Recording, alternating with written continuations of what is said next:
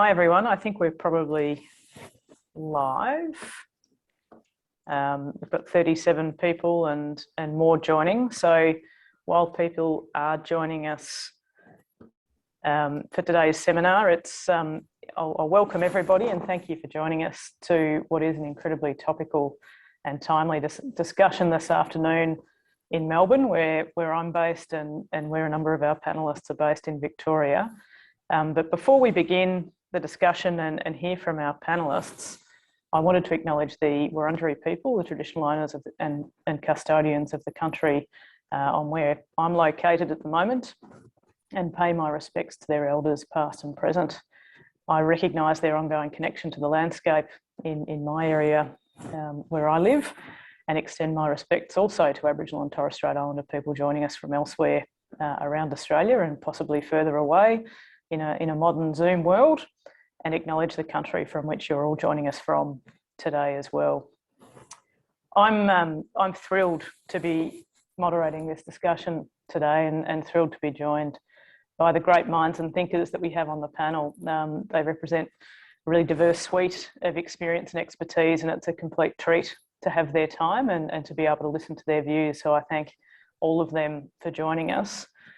And to provide some further context for the discussion and for those of you who have been following it, I will just touch very briefly on the context, the overarching context for today's discussion, and that relates to the UN Convention on Biological Diversity, which is an international instrument with most parties in the world, most countries in the world being party to it, and therefore being part of the rich tapestry of international law. And underneath that Convention on Biological Diversity, or you'll probably hear people today refer to it as the CBD, the parties come together at a conference of the parties, or a COP, as it's fondly referred to.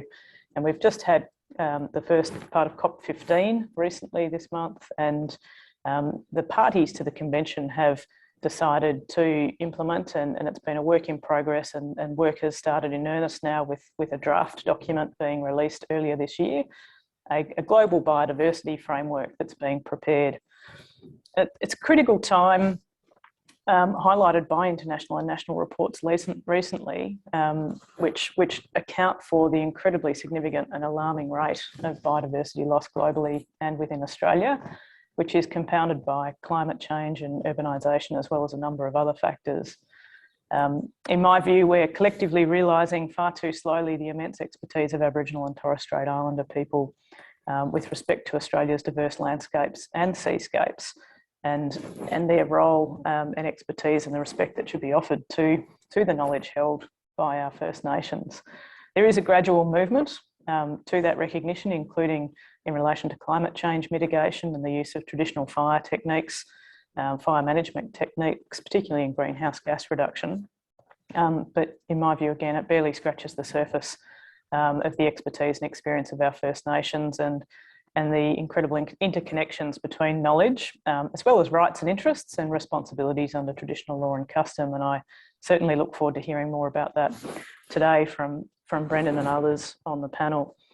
And I also look forward to exploring the seismic shifts and pardon the pun, given the earthquake we had here in Melbourne not long ago, or the transformations that are needed to address the critical challenges that are coming with respect to biodiversity loss, or not even coming, that are already upon us in terms of events that we've seen in recent years, including here in Australia and globally in relation to land and the sea.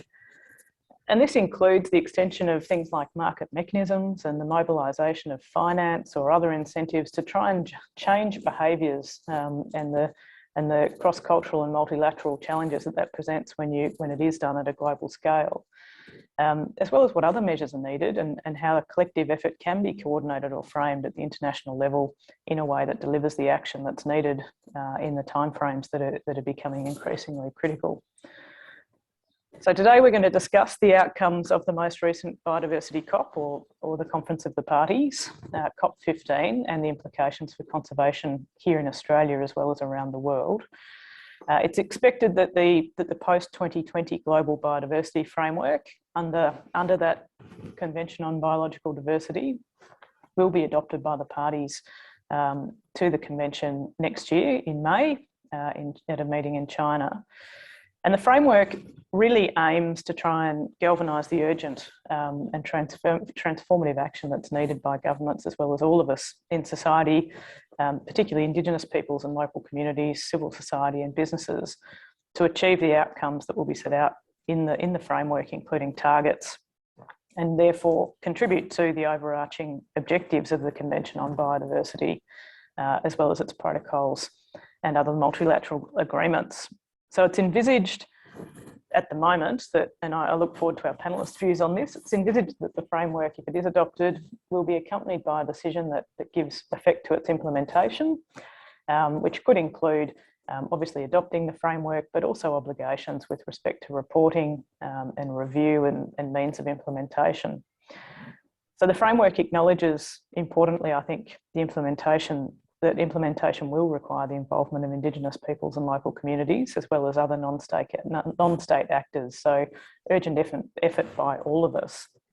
And today, I'm looking forward to exploring whether or not our panellists feel that the framework goes far enough, particularly in its departure from other conservation strategies or conventional conservation strategies that we've seen to date, in terms of being able to halt or reverse biodiversity loss globally and therefore protect life on Earth. So no small questions today for our panellists. And I'll introduce each of our panellists one by one and invite them to add to my introduction if they'd like to do that, and to share their views on where we are up to and whether we need the paradigm shift and what strategies and changes are needed to halt or reverse biodiversity loss globally, and how we take our next steps. So it's a great pleasure to introduce our first panellist, Mr. Brendan Kennedy. Brendan's a Tadi traditional owner with deep knowledge and extensive experience in Indigenous culture, language, art, science and advocacy. And Brendan's also a Tadi delegate and the Deputy Chair of the Murray Lower Darling Rivers Indigenous Nations, or MILDRIN. And he recently joined the Melbourne Sustainable Society Institute as Enterprise Fellow in Cultural Economies and Sustainability. He's a member of the First Peoples Ulanditch, and Brendan, please correct me if I mispronounce that group. Ulanditch. Thank you very much. Knowledge, thank you. Who collaborated with Museums Victoria to produce the award-winning First Peoples exhibition, and has served on the Aboriginal Cultural Heritage Advisory Committee here in Victoria.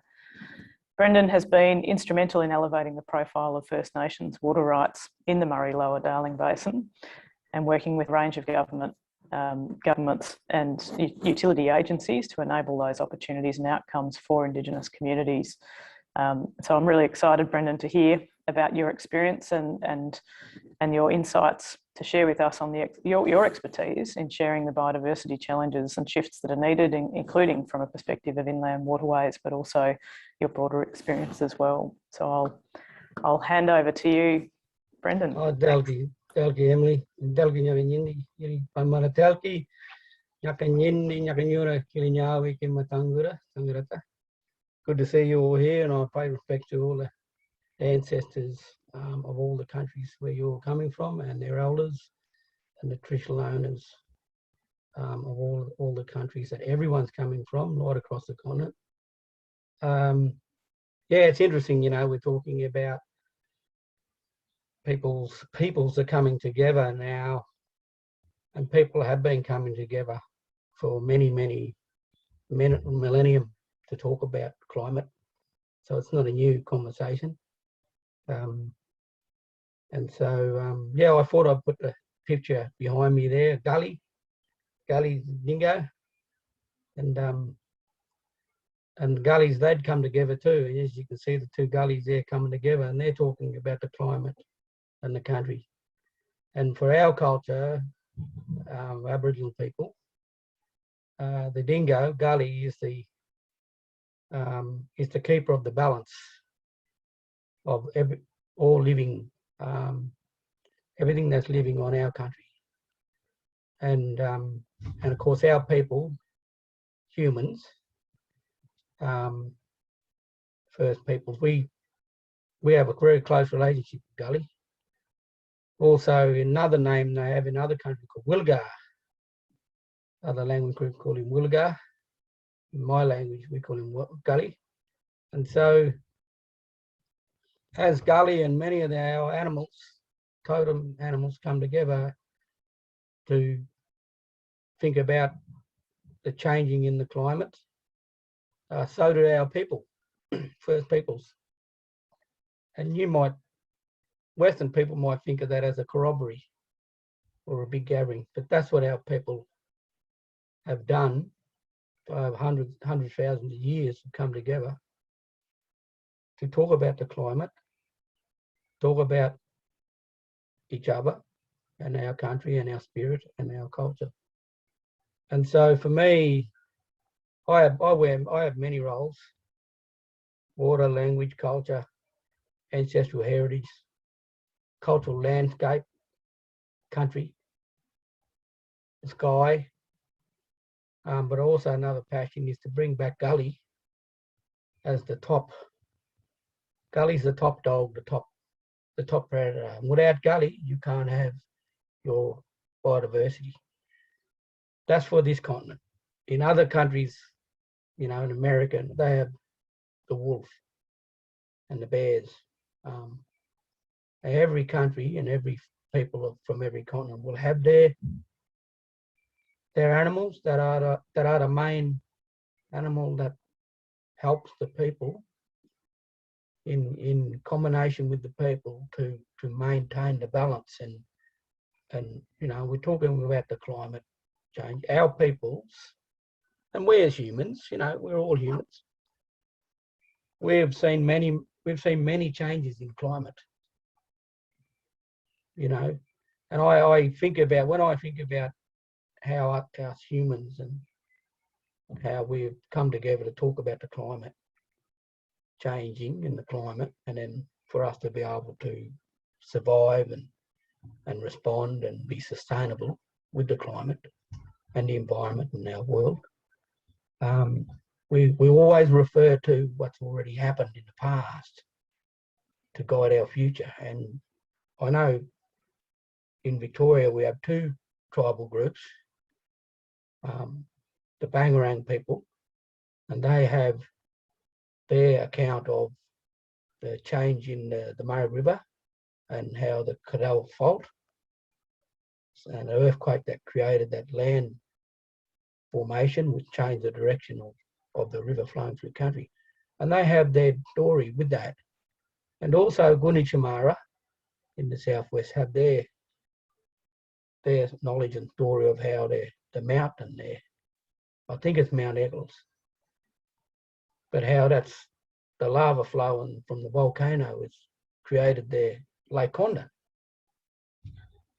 And then, of course, to my people, Yit the Muddy people, Lake Mungo,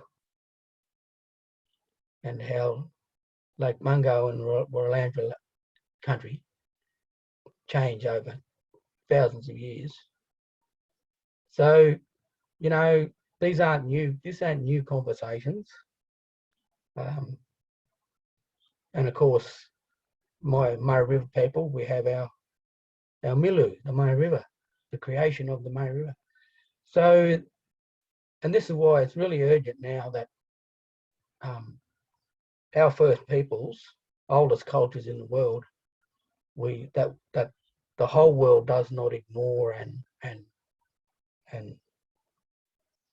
stay away from us and exclude us from the conversation, because every day and every week we're losing knowledge holders and elders, and this is stories and knowledge and information of the world. It's only about this world. It's not about another world. It's not about Mars. It's not about Pluto. It's about this planet. And so it hasn't been made up. It's not something that's been created along the way. It goes way back through time. So that's where a passion of mine is. And my passion is around why should we're living in the modern time now, the modern period of the time that we're in, and and that brings with all the modern necessities and all the opportunities, but it does not mean that our past human practices and knowledges and understandings and sciences and ways of living and responding to the environment has to be ignored and left in the past, and then go and just let's employ what we can understand now for this period of time, whether it be 100 years or 200 years or 1,000 years. So that's what I always like to seek to happen before it's too late. But yeah, you know, it's sometimes conversations can be way too complicated, and gets complicated because of economies and politics and agendas and all sorts of stakeholder situations and statuses. And that's why I put the picture behind me of Gully Dodinga. And that's one way for us here in this continent to be able to, you know, adapt and respond and be smart about the climate change issues that we are experiencing. And so we need to look to nature and look to you know, all of those beings that we have lived alongside for many, many tens and hundreds of thousands of years. Thank you. Thanks very much, Brendan.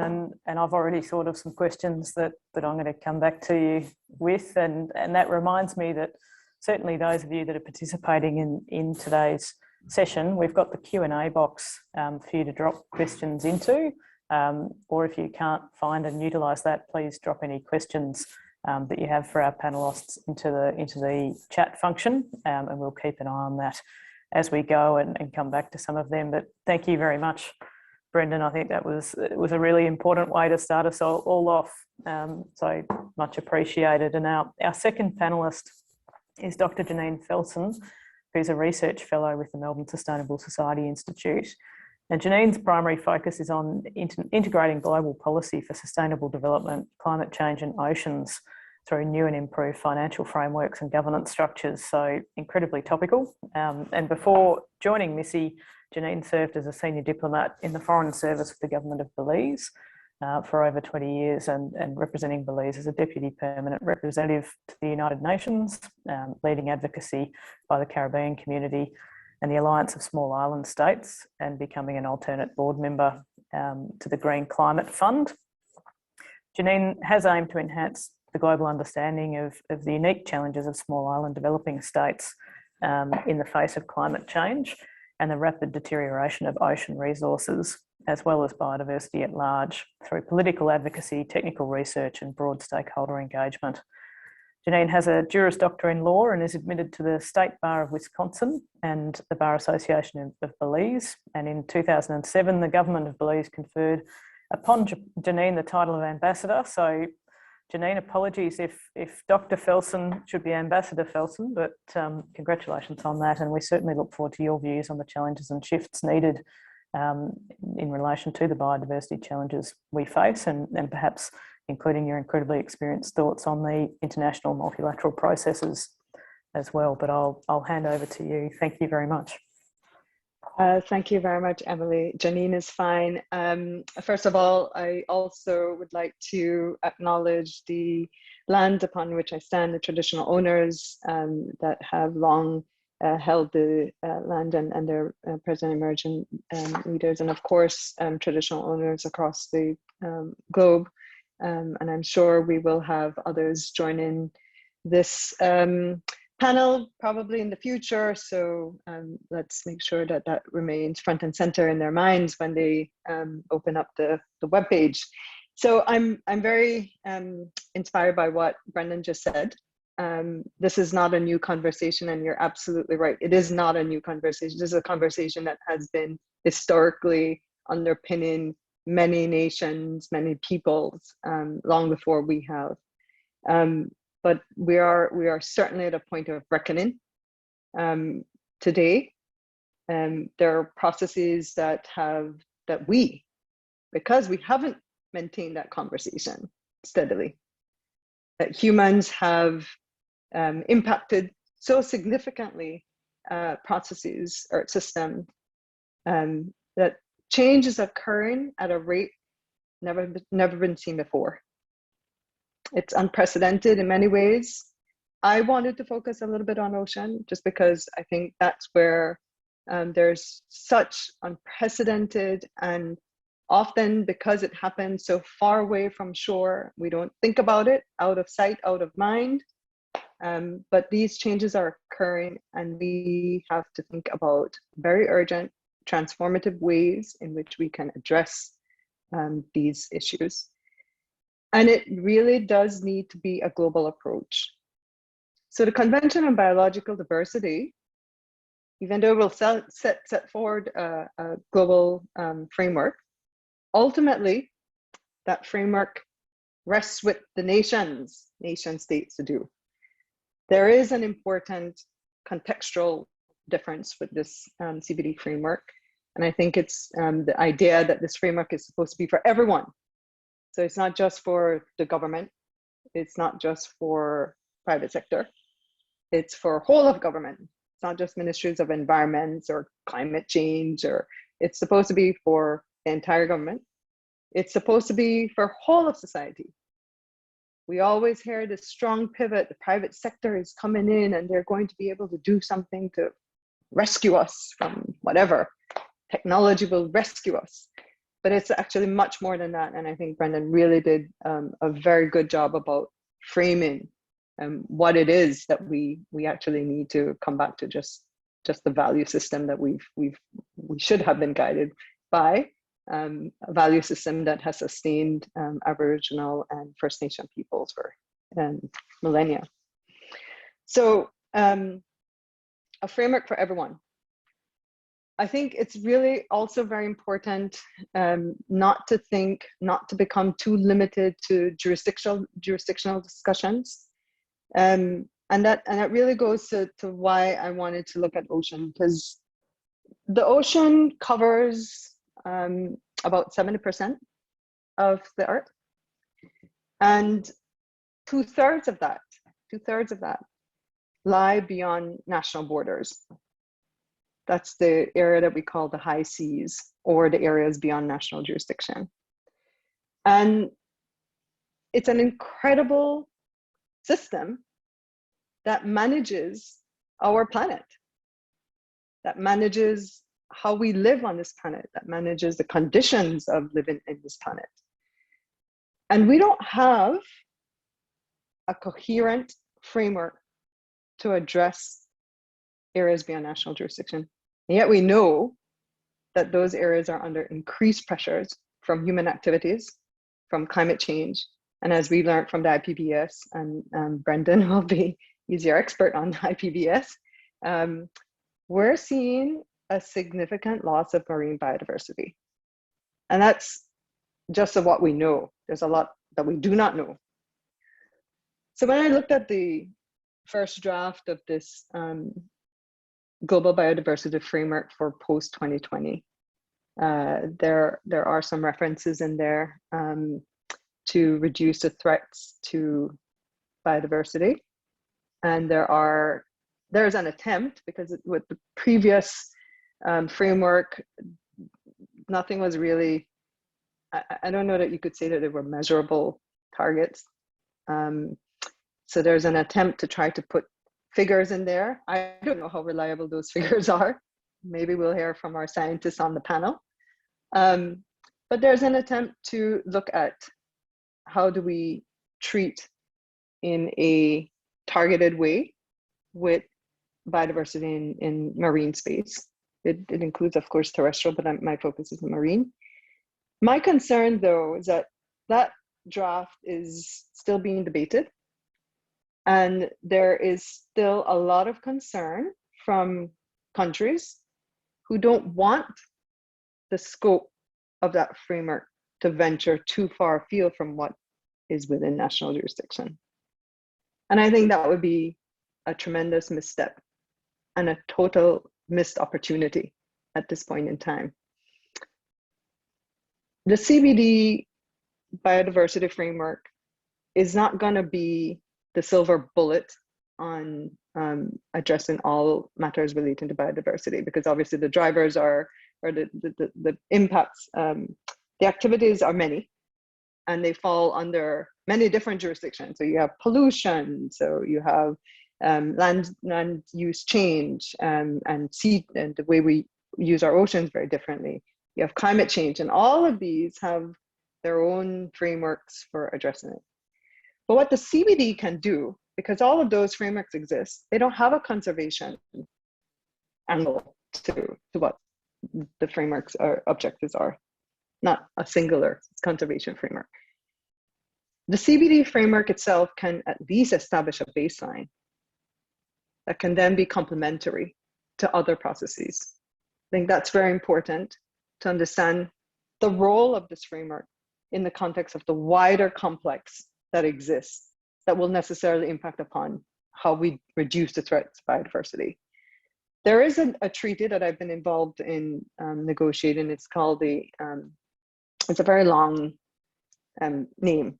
It's the High Seas Treaty on Marine Biodiversity. And it's looking at areas beyond national jurisdiction. That is intended to create some type of coherent governance framework and include authority to address management of areas beyond national jurisdiction.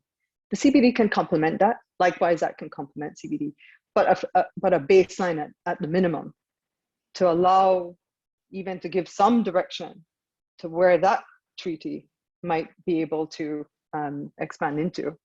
I think that's where we need to think about how this framework fits inside of this wider complex of regimes and other governance structures.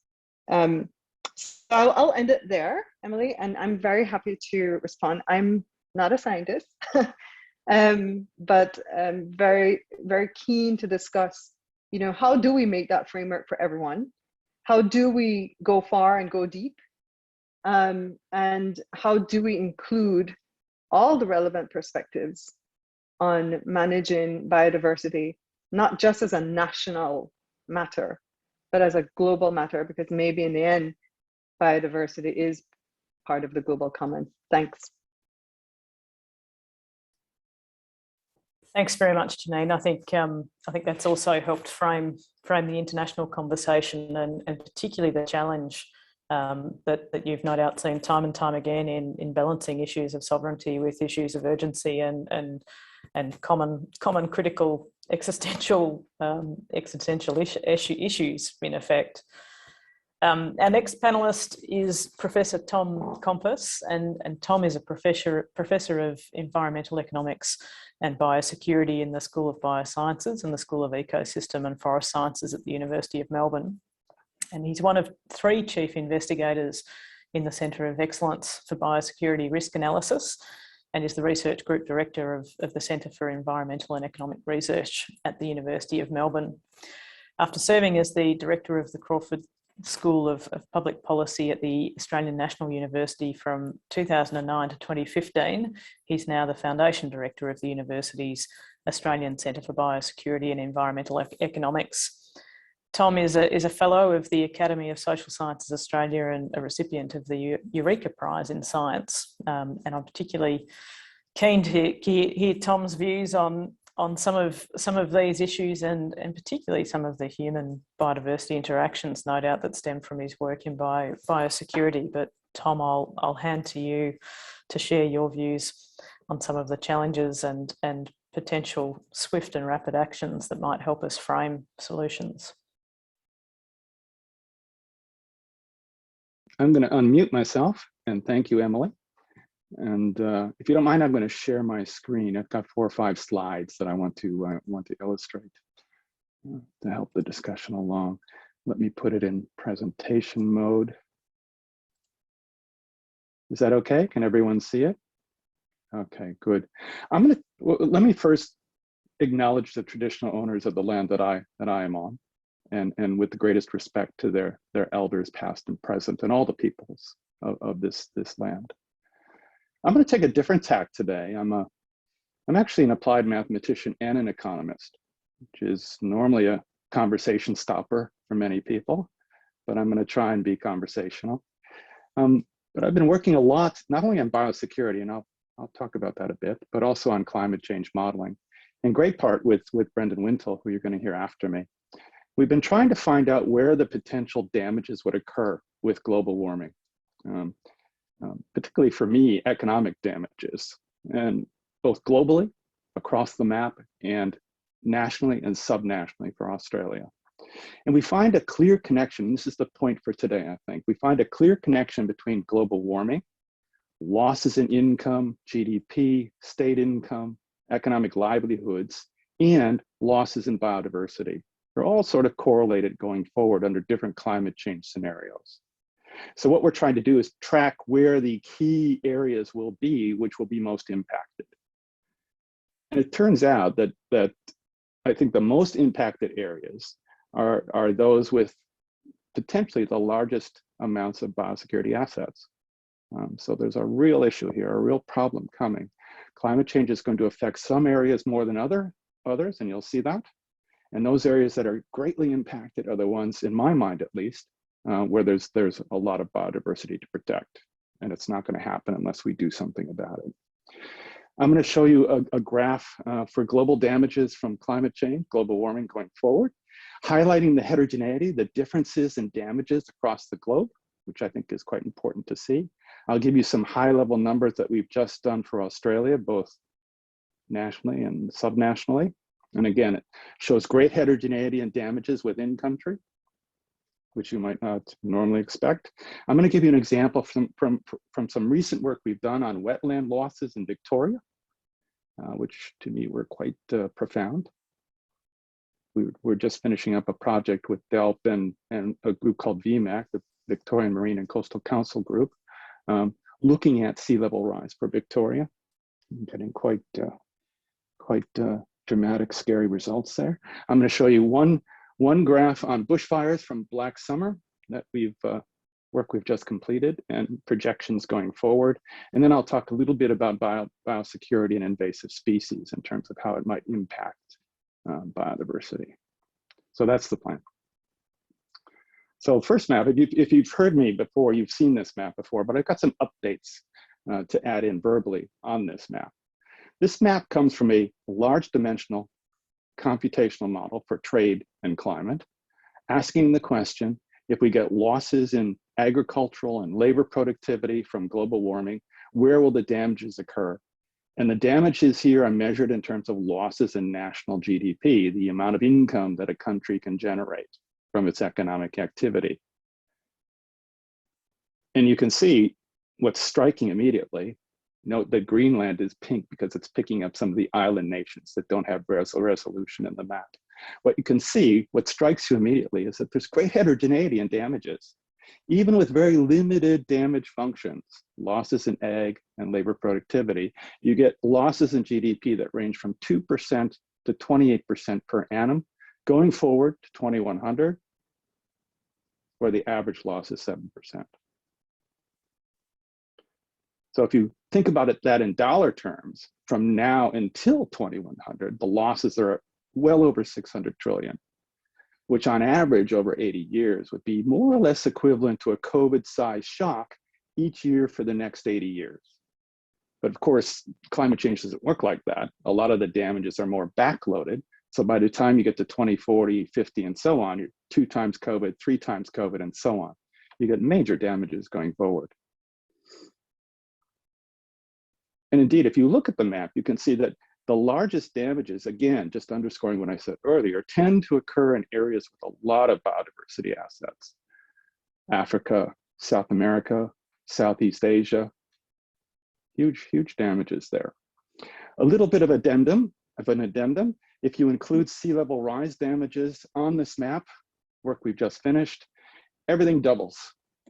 So instead of 28% losses in GDP in 2100, or 600 trillion cumulative from now until 2100, just double those amounts. And if 28% is catastrophic, and it is, think about doubling. I don't even know what the word would be for doubling 28%. It's a total catastrophe. So we know that these damages are correlated with sort of biodiversity sort of zones or hotspots. Let me just show you the high level results for Australia.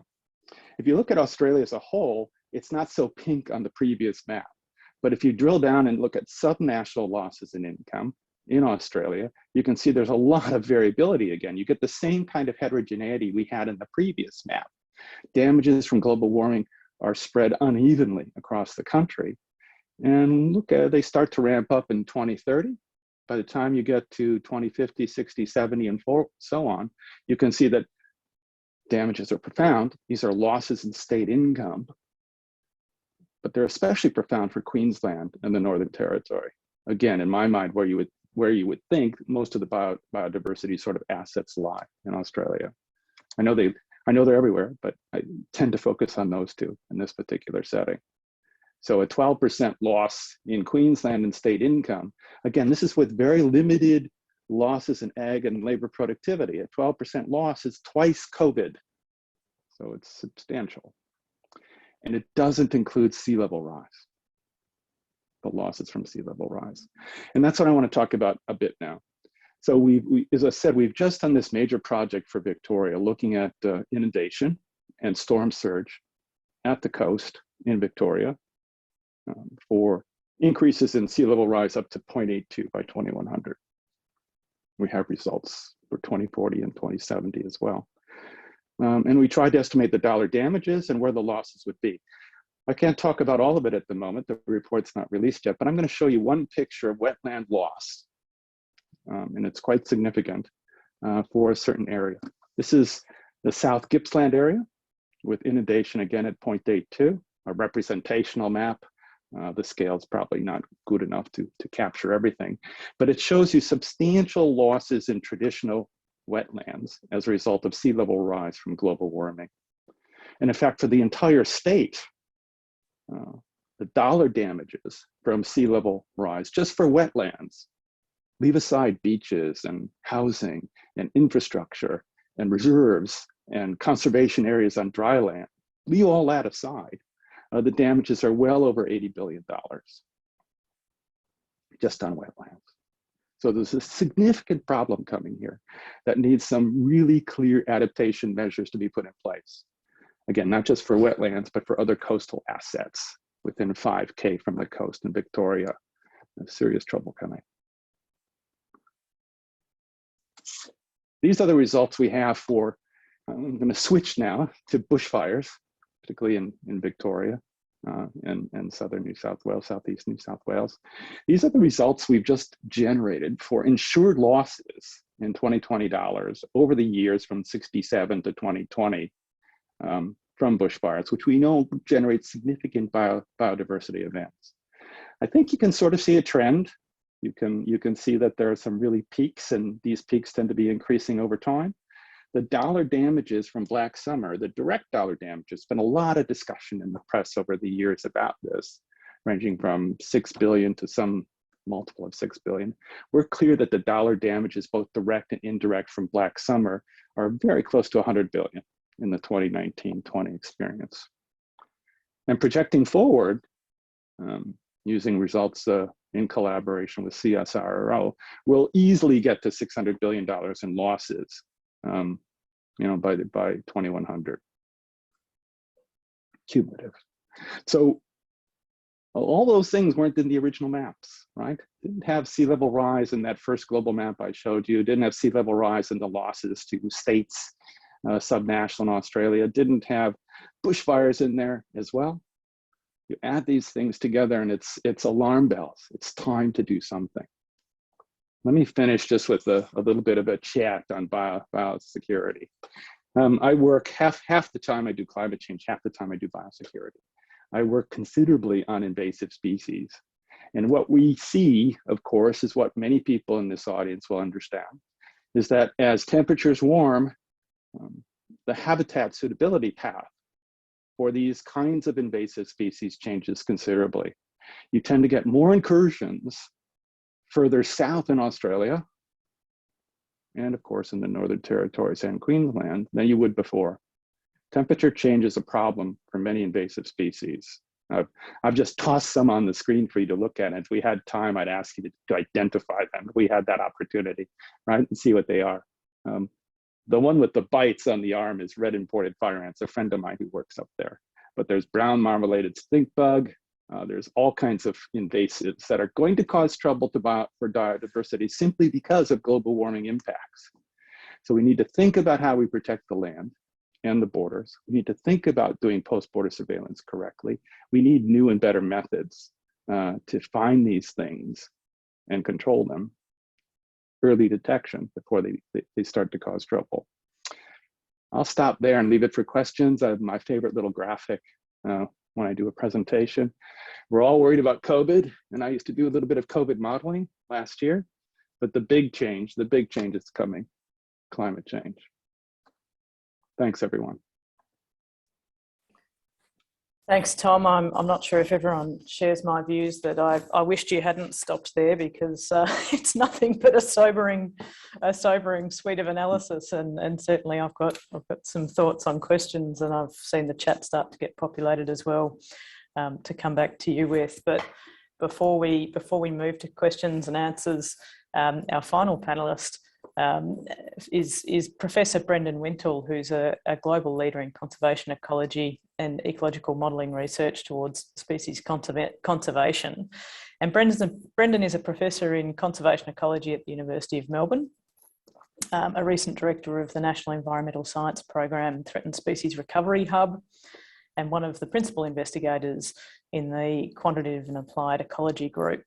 Brendan's interested in uncertainty in conservation decision making, which is very handy for today's discussion, I think, and has published a wide range of technical and policy issues on a wide range of technical and policy issues around conservation and natural resource management, including optimal conservation investment, optimal monitoring and adaptive management, systematic conservation planning and population viability analysis, as well as habitat modelling and mapping. So an incredible amount of experience and expertise, which has been recognised internationally and in Australia. And Brendan has been invited to lead work for the Intergovernmental Science Policy Platform on Biodiversity and Ecosystem Services, IPBES, which we've mentioned earlier in the discussion, and serve as a delegate to the Convention on Biological Diversity. Welcome, Brendan. I'm looking forward to your views on the recent COP outcomes as well, and the International Biodiversity Framework, as well as impediments to perhaps changes in Australia. And I know it's a hot off the press, but certainly some of the potential implications of what's been reported in the media around EPBC Act amendments in response or in return for coalition commitments to net zero targets as well. So over to you, Brendan. I look forward to hearing your views. Thank you. Thanks, Emily. Thanks, everyone, for having me along. So much to talk about. I'll start by acknowledging that I'm sitting on Wurundjeri country, and I want to pay my respects to Wurundjeri elders past, present and emerging. It's a beautiful day in Wurundjeri country, and I feel very privileged to be here. It's certainly warming up, which I think is a good thing, but Tom, maybe not. So I might just share screen, if that's okay, Emily. I just wanted to take a little bit of a step back to provide some context about the current state and trends in biodiversity and ecosystem services. Just a very short reflection, and then to talk a bit more specifically about the global biodiversity framework moving forward. So, look, I'm sorry for those of you who've heard me carping on about this over the last year or two. I'll just get through it fairly quickly. The Intergovernmental Platform for Biodiversity and Ecosystem Services, which is an incredible collaboration of managers, practitioners, policymakers, scientists, and traditional owners from around the planet, pulled together this IPBES Global Assessment Report, a really incredible body of work that documents very clearly the current situation for biodiversity and ecosystem services globally. it's a really important piece of work, and I think it sets the context very nicely for the urgency around the post-2020 framework for the CBD. And so I think let's just reflect a little bit for a second on what's in it. I'm not even going to put up terrible slides of changing, degrading environments or anything. I'm just going to tell you that they found in the global assessment that since 1700, 75% of our land area has become dramatically and severely degraded compared to a baseline of 1700. So sort of, if you like, pre-industrial revolution. 85% of wetlands have been lost.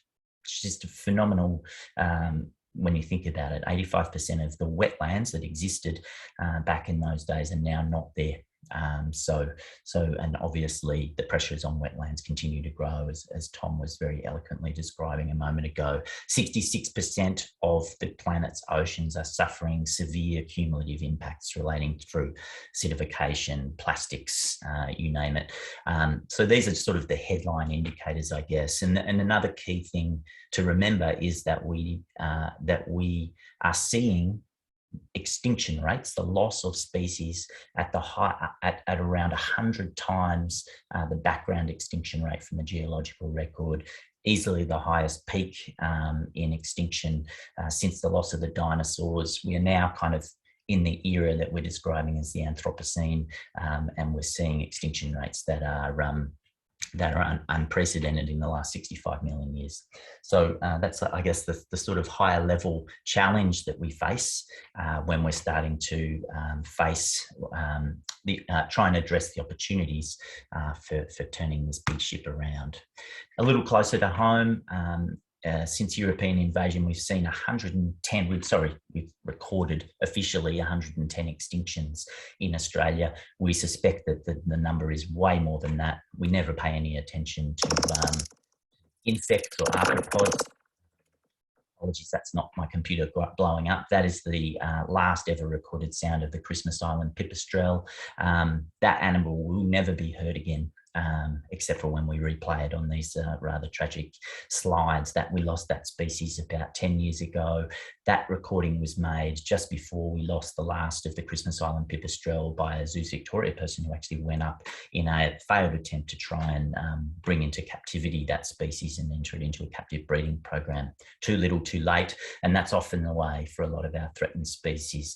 81% of those listed threatened species that we've lost, of the species that we've lost nationally that we've recorded actually existed in Victoria. So this is a really close to home impact, loss of our natural heritage. We've got 1,800 species now listed, more than now listed on our threatened species, our EPBC Act. 35% of all global mammal extinctions since 1700 happened here.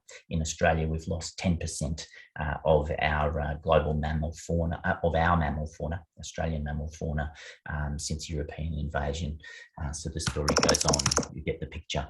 The trajectory of extinction in this country is still linear upwards. So we haven't bent the curve, we haven't changed things. Our EPBC Act probably has prevented a bunch of extinctions, but we still have a linear upward trajectory. We need to do better, we need to do more. And thanks to John Winarski for compiling these data. Our little secret about Australian biodiversity loss is not lost on the rest of the planet. This study by Waldron and colleagues a couple of years ago, published in Nature, highlighted that Australia has the second highest rate of biodiversity loss on the planet, behind Indonesia, and the highest rate of a developed nation. And these kinds of statistics, as well as our apparent political inertia around dealing with extinction and biodiversity loss in this country, has earned us a rebuke just this year from the IUCN World Conservation Congress, who actually singled out Australia, requesting that the Australian government do more to try and prevent dramatic biodiversity loss in this country, to fund the recovery of threatened species, and to sort out our legislation that really needs to actually be made better and not worse. All of this has led the IPBES global assessment to put forward the view that our goals, our previous existing goals that were negotiated and signed off in 2010 for conserving and sustainably using nature cannot be met under current trajectories. Only transformative change will allow goals to be met in the future, and they're referring to the CBD 2050 vision. So what does transformative change look like? Well, here comes the draft of the Global Biodiversity Framework. It's this little picture is not going to solve anything, of course, as Janine quite rightly pointed out. The real responsibility comes down to nations, regions, states, and First Nations. We are the people who have to actually do the doing. But the framework is, I think, a really important development on previous global biodiversity agreements, for the one main reason that it, I think, for the first time, really properly acknowledges the very crucial codependence of humans on nature and the fate of nature on humans. I think for the first time, it's starting to realise that unless human needs are met within a conservation framework, we're not going to meet our targets around biodiversity and ecosystem loss. We need benefits that are shared equitably, and obviously we need a very clear means of implementation. I think implementation of the framework is going to be where the real rubber hits the road. We've had this sort of rubber stamp, if you like, from governments about, yes, we'll all sign up to this thing, 30 by 2030, etc. But the real work's going to come over the next couple of years when we nut out how we do this and how we're going to measure our performance against our objectives. So yes, I think the framework's a pretty good start, the draft framework, but obviously there's a lot of work ahead of us. We've got some key challenges. 1 week, Susan Lee is talking about us signing up to this ambitious targets of 30% area conserved by 2030, which we almost already have, by the way.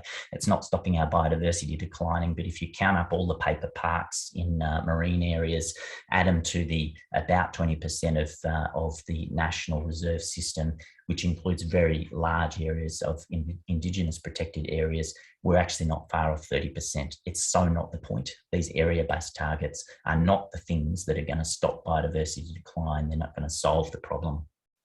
Nonetheless, a week later, when the Prime Minister wants to take a nice story to Glasgow for the climate COP, what gets sacrificed in argy-bargy with the Nationals?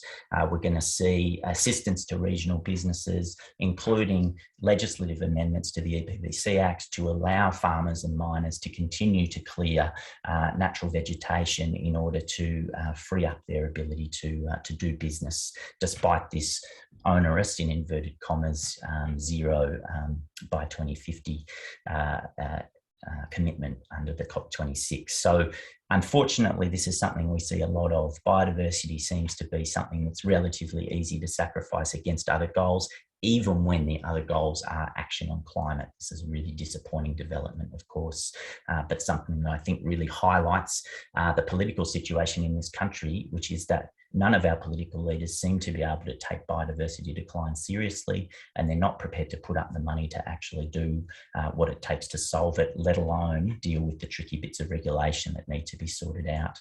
Since 2000, we saw 7.2 million hectares of threatened species habitat. This is not just vegetation, threatened species habitat cleared in this country. So I'm not really sure how much more clearing Barnaby Joyce wants out of these 2030 commitments from the Prime Minister, but any more, and I think we'll see a dramatic increase in the rate of extinctions in this country. The devil's in the detail. As I said before, I'm worried about this focus on the 30 by 2030. Area-based conservation targets, in a way, are the easiest to satisfy and often the most meaningless. They're the ones that where we draw a line around an area and we'll say that's protected and that's our target met. This is not conservation. This is not working with people, traditional owners on the ground or with any other part of the community to actually improve and make sustainable the way land is managed and allow leadership in that area from local people. This is just numbers, playing games with numbers. So don't be tricked by 30 by 2030 and the fact that we've signed up to a high ambition coalition. That is not a high ambition. That is very much a superficial language. There are opportunities within the framework though. I don't expect you to read all this text. I just put it there to just make it look official. This is part of the draft global framework. You'll see a milestone there around increasing in the stopping the increase in extinction rates, basically stopping, bending that curve on extinction rates, and making sure that we're reducing the number of species that are identified at high risk of extinction to below 10%. That would be great. It's around 25% globally at the moment. This is a pretty good, reasonably well specified target. We know what extinction means. It's when there's nothing left of a species anymore. So we can certainly measure our progress towards that. Previous commitments towards extinction haven't been quite as clear and haven't been quite as haven't been quite as strong. I think this is a step in the right direction. So if we get this signed off and we get the measures around this right, then this could actually be a useful tool by which to hold governments to account around extinction. Really nice development here under Goal D. We have to front up the DOSH, and they're saying quite specifically, you guys need to put forward the financial mechanisms that are going to ensure adequate implementation of the global biodiversity framework. I think this is a good new development under the framework. Okay, let's get a little bit more up. What are the opportunities? A recent IPBES and IPCC report identified nature-based solutions as a really immense opportunity for both biodiversity and climate mitigation. There's been studies that indicate that 33% of the emissions reductions required under Paris Agreement could actually be achieved through nature-based solutions. This is a really important opportunity, I think, even before we get to the emissions reductions based on energy consumption and other areas. So a great opportunity for joint benefits, social, environmental, through nature-based solutions. We're focusing now a bit more on what actually nature-based solutions might look like in this country. We're developing up a suite of policy options to present to the government. This is a bit of work that I can't give you yet, but we're just sort of finishing it off now. A large collaboration across the country, identifying opportunities for nature as a climate solution. A key area and very much the sort of top priority why we identify is this opportunity for healing and restoring land and sea country through genuine investment in Indigenous leadership. We're already seeing incredible things being done by way of Indigenous leadership in this space, and yet the funding and support through governments for this kind of work is currently still quite depauperate. For example, Indigenous people currently own and manage 50% of the National Reserve, but they receive far less than 50% of the funding to do so through the Indigenous protected areas. Just one example of how we can invest better. An opportunity, I think, for science and for, sorry, not just science, but for research and universities is to get involved in action-based research. It's a really nice little bit of work in Europe. The EU, under the Horizon 2020 program, has put up, I think, about 30 odd million euros to actually support, most of it spent on doing nature-based solutions in cities, in these three flagship cities. And for every dollar that the EU put up, these cities also put up $1, or a euro, I should say. And a portion of that was allocated to properly designing and then documenting the outcomes. And this is what they're calling action-based research. I think it's a really good model. Most of the money gets spent on action, but it's tightly coupled to research so that we can actually bring the research into making the actions good and more efficient, but also then measuring the outcomes. So there's an opportunity for science that I think is great. Key opportunities and things that are working well. I saw a great lecture by Hugh Davies and Willie Rioli the other day talking about fire management on the Tiwis. This is a really great story about actually, making money for community through developing carbon credits on the tiwis, but also then investing in understanding what the implications and benefits are of the implementation of cultural fire for biodiversity. So really nice, cross-cultural and interdisciplinary bit of work that's being led there. I just wanted to highlight that just as one example of the very many great examples of this sort of thing that's happening across the tropical savannas in fire management. And that'll be enough, I think, of my blabbing on, and I'll stop sharing there and open up, I guess, for any thoughts or questions that people might have. Thanks very much, Brendan. I enjoyed the mix of sobering account like Tom's, but some examples of things that are happening to try and address. We have got a couple of questions coming through, and one's been in the chat or in the Q&A for a little while. So I might throw to that question first, which is whether or not the Convention on Biodiversity addresses overconsumption and the idea of infinite material growth, and that being one of the key drivers of biodiversity loss and how far it goes. So I guess that's, does the convention itself, or is there a move under the framework to look into that in particular? I'll open that for anyone's comment if there's an answer that can be given to that. I know, Tom, you've got your hand up, and anyone else that wants to come in on that question, please feel free. So Tom, did you want to add? Yeah, not on that question. I'm just eager to get a point in on Brendan's presentation, which I really enjoyed. Is part of the sea level rise work that we did for Victoria, we looked at the importance of natural barriers in terms of mangroves to dissipate storm surge and sea level rise. And they're incredibly cost effective.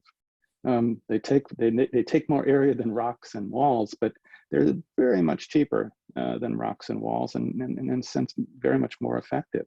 So I'm all keen to sort of help think about natural barriers or natural approaches to solving these problems. So it's a really good example. Thanks, Emily. Sorry, I just had to get off my chest. No, thanks, Tom. And I think certainly there's been work with insurance companies and mangrove restoration projects in Southeast Asia and elsewhere that highlights some of that as well. But I guess back to the query around overconsumption and material growth or consumption type drivers for biodiversity loss is, I know that's been a discourse in general comments and commentary, but are we seeing much of that coming through in the framework and the draft text?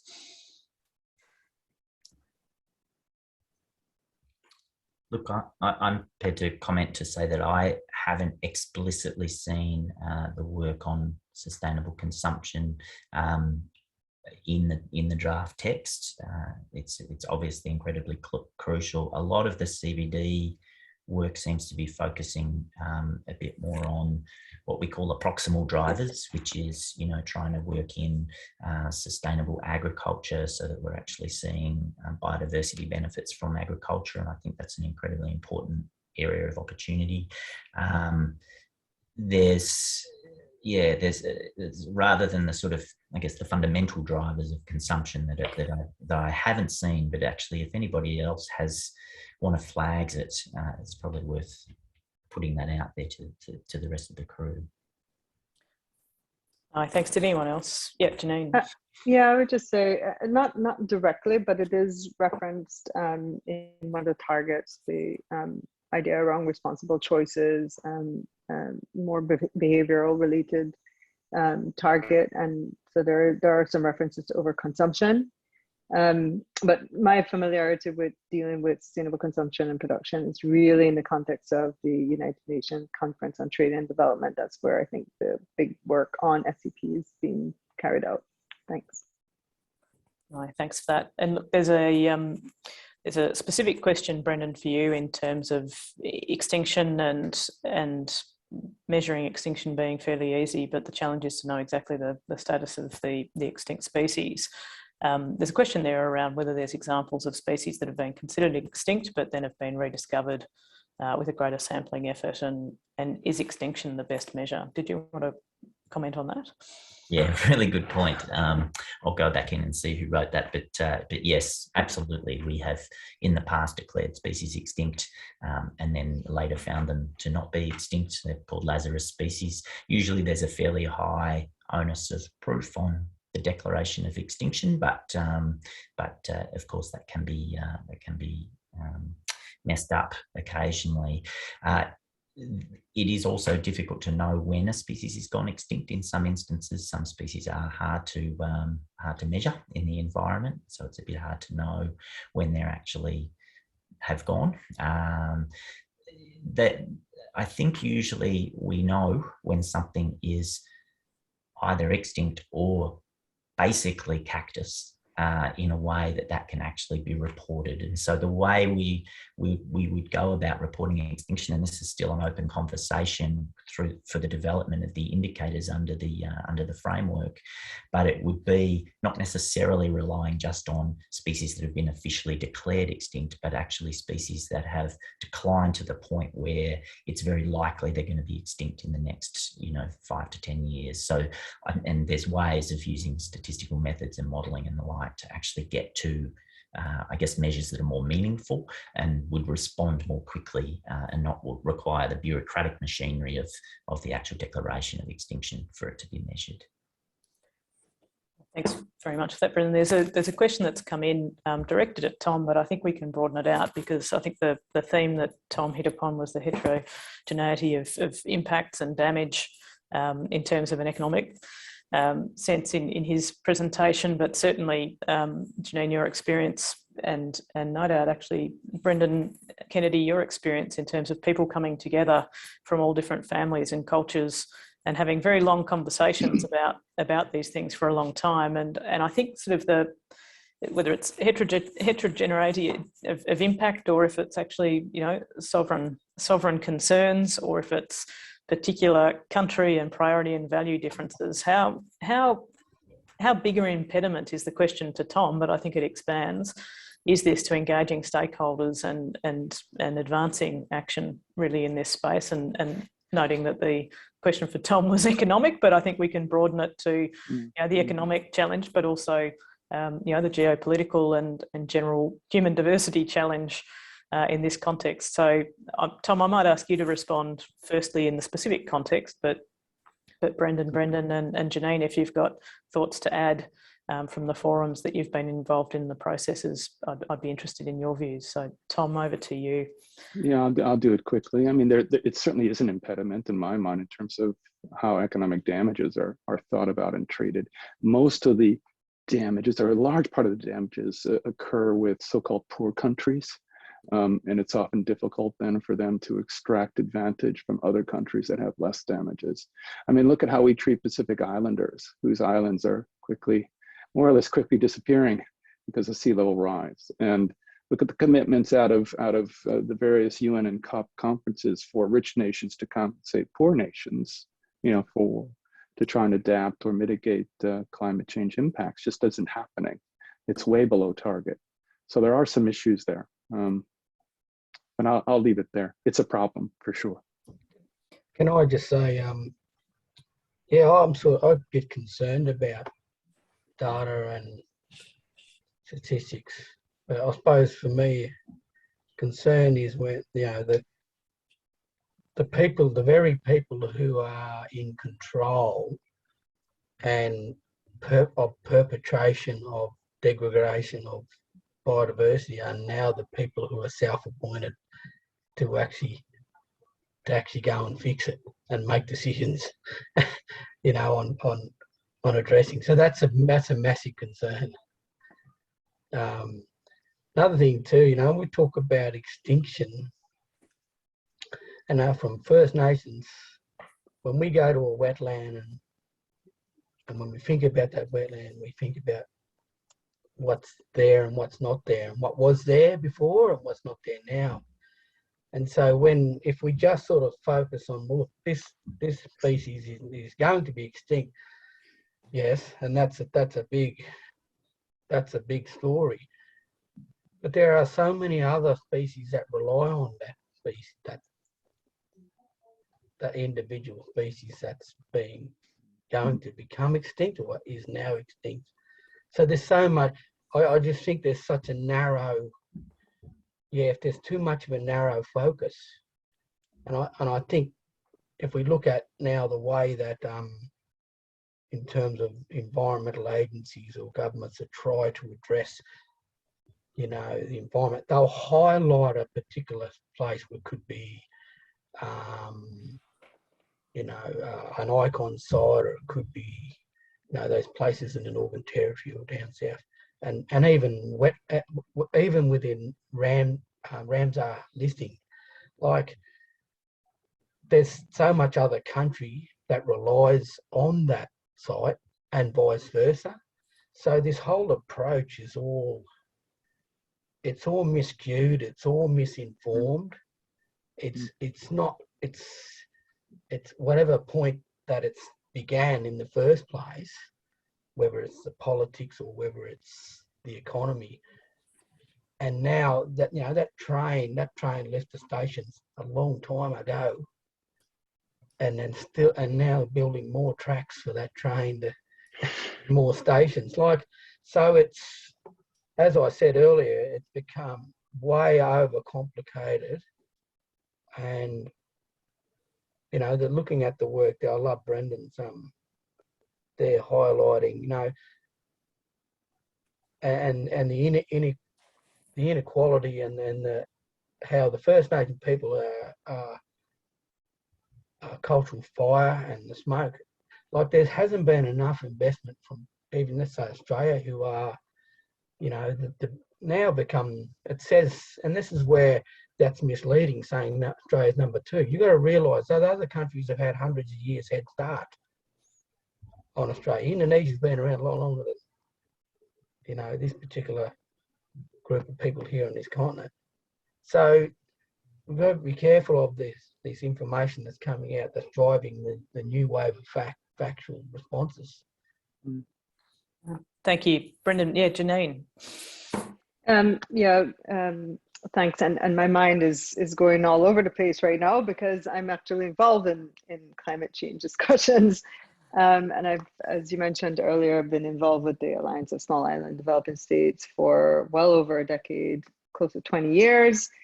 AOSIS has been around AOSIS, the Alliance of Small Island States, has been around for 30 years.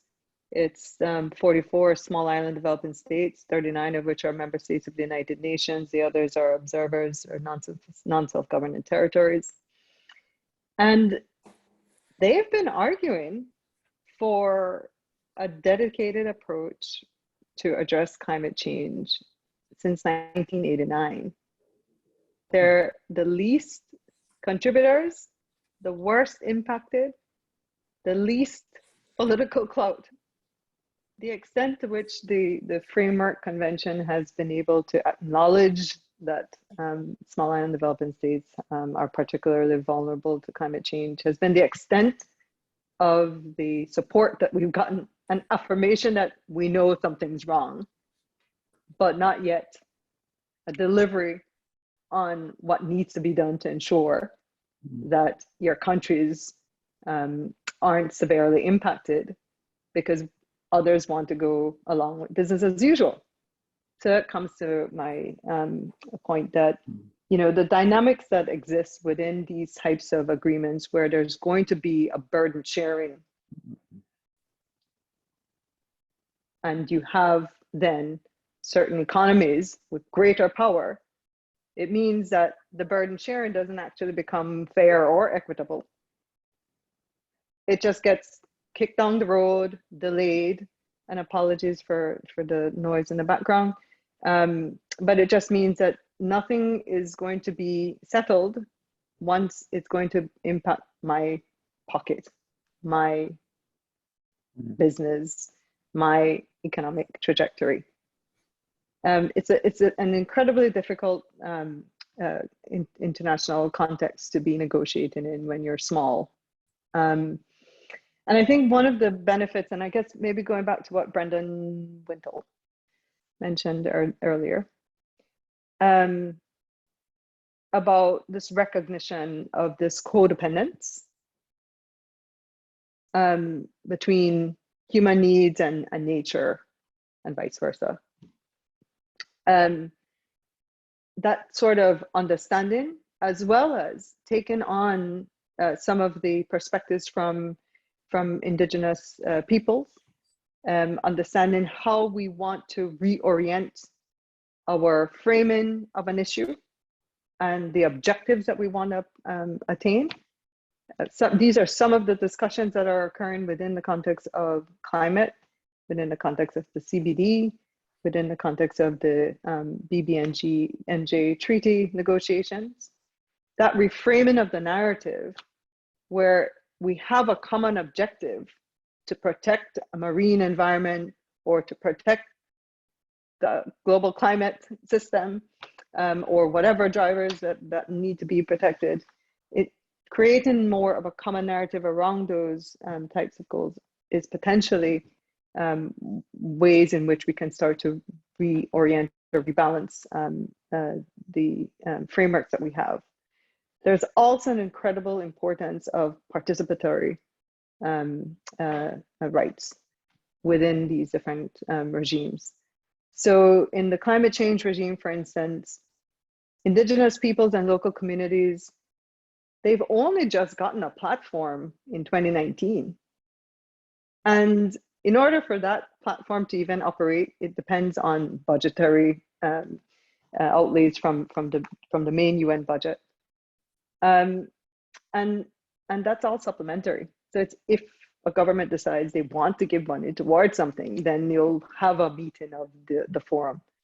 But we have to take those things seriously. And we need to address that type of issue of who's going to be able to contribute and how are they going to be able to contribute. Similarly in the BBNJ treaty, where we'll be taking decisions on potentially, governments will eventually give some authority to a body to make decisions on establishing area-based management tools, for instance. Who's going to be consulted? It can't just be industry.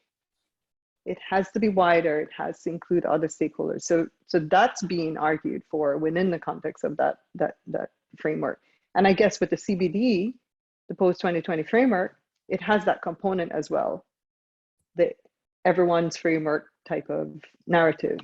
So I think there's a lot that needs to happen. Right now, we're stuck with power dynamics within an institutionalized international legal complex that puts many small countries, less empowered people at a disadvantage to negotiate.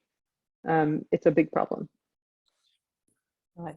Thanks very much, Janine. And I'm going to, Brendan, I see your hand up, but I'm going to also roll the next question, if I can, with your indulgence, Brendan, because you've no doubt got a thought in your mind that you want to add to that conversation. But there's a question in the chat, which I think is a good one, and apologies, there's probably only time, I think, for a couple more questions. So this is going to be one of them.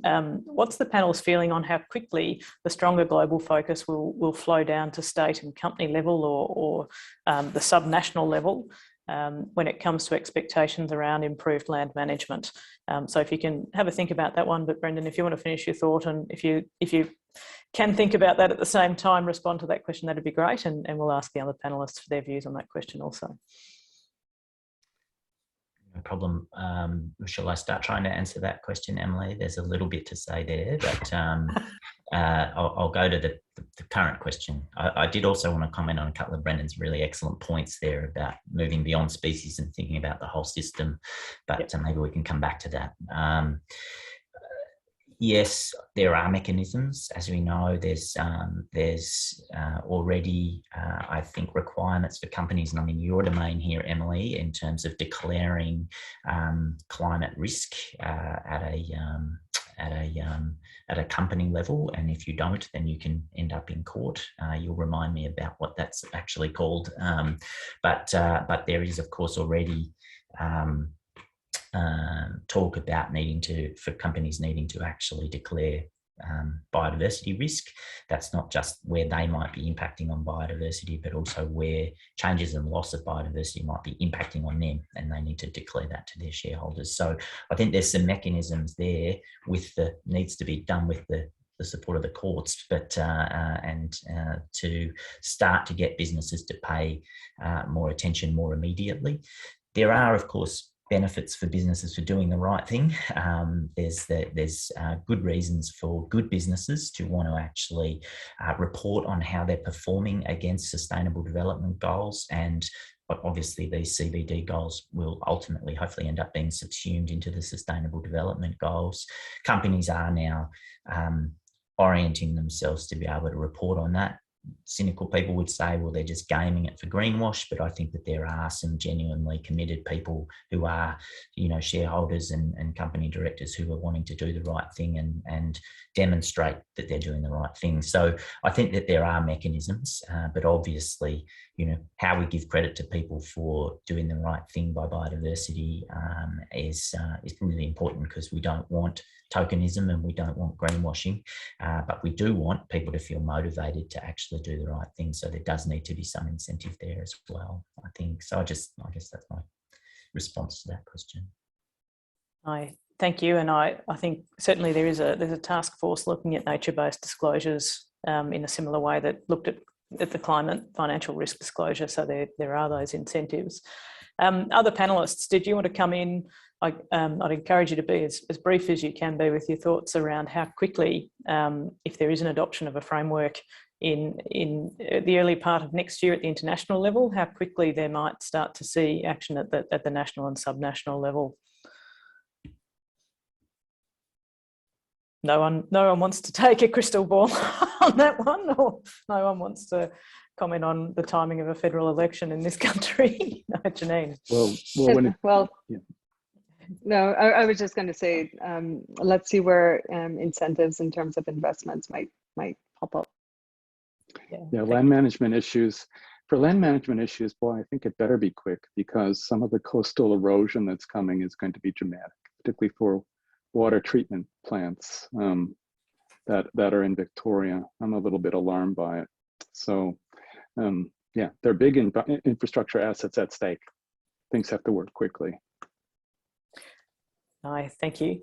Brendan, you mentioned Brendan Wintle, you mentioned you had a comment on Brendan Kennedy's observations. I'd invite you to come back in there before I throw to the last question and wrap up. Sure. I just wanted to say I absolutely agree. Brendan was talking about, we talk about the loss of species, and it is an oversimplification of what's happening. Of course, when we lose species, we lose processes, and we lose things that are all interconnected, and we lose people's culture and people's livelihoods through the loss of those species and those processes. And the wetland example, the whole ecosystem, is a really great example. So species loss is like a symptom of a failure of the system.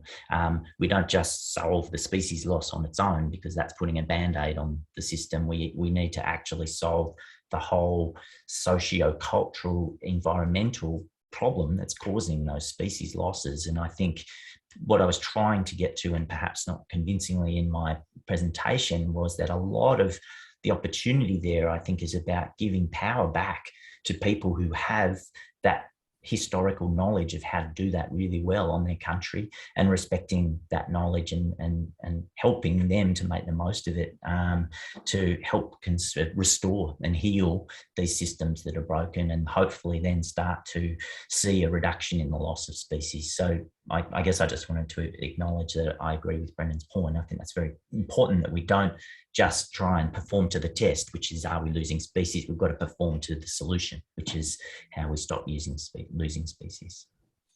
Thanks, Brendan. And I think there's been some fantastic work done around, as an example of that, land tenure as a means of empowering and creating greater control and voice for First Peoples and local communities in some parts of the world where it's had quite a dramatic shift in terms of conservation outcome as well. So look, the last question, I'm going to use my moderator's prerogative here to ask the last question. It's in lieu of a wrap up, and because my joy is hearing from each of you rather than my own voice. So I think I'm going to come back, Brendan Kennedy, to your very salient starting point around sitting and listening and having conversations that have been going for millennia. And I guess it's a two-part question. How can we alter the conversation? And we've all sort of touched on it. And I think, Brendan, you touched on it then as well.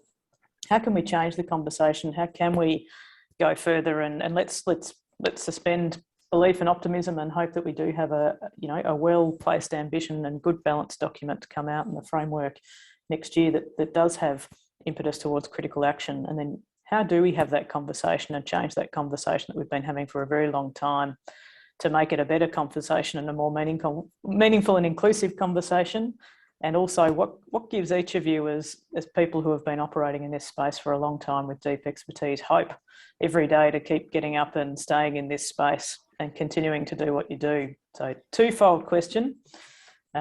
Please jump in, whoever wants to go first, and then I'll come back and wrap up. So I'll ask you to be brief. We've only got a couple of minutes, but I'll just be quick. I've been saying this for a while. Look, our people, say Australia, now we talk about Australia, we've been here for over 100,000 years.